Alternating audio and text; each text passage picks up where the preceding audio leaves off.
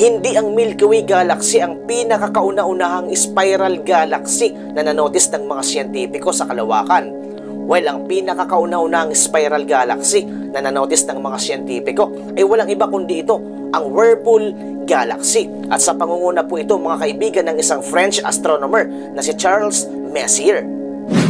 Ayon sa mga siyentipiko mga kaibigan, ang distance po nito from Earth ay umaabot po ito ng 31 million light years. At matatagpuan po natin ito from the constellation of Canis Venatici.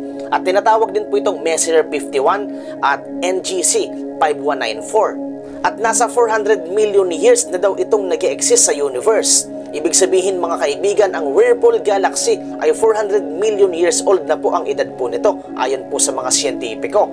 At naniniwala ang mga siyentipiko na ang nasa gitna daw po ng Whirlpool Galaxy ay isa po itong supermassive black hole.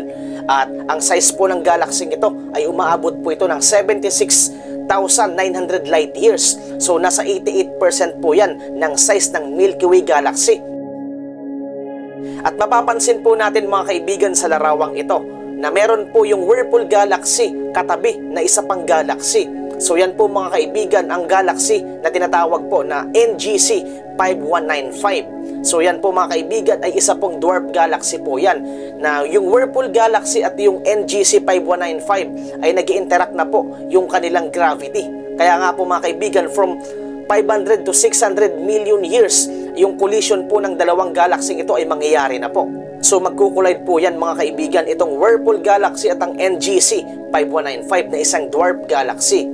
Ayon nga po mga kaibigan sa mga siyentipiko, itong Whirlpool Galaxy ay nagpuproduce daw ito at ongoing daw ito sa pagproduce ng napakaraming bagong panganak na bituin. Dahil ito mga kaibigan sa interaction ng NGC 5195 na isang dwarf galaxy sa Whirlpool Galaxy. Sa interaction ng dalawang galaxy niyan mga kaibigan, mas nagmumultiply po dyan ang napakaraming gas molecules. Kaya naman yan po mga kaibigan ang dahilan kung bakit maraming nabubuo dyan na mga bituin. Yung hydrogen at helium ay nagmultiply po yan. Kaya dyan po mga kaibigan pinapanganak ang napakaraming bituin sa Whirlpool Galaxy.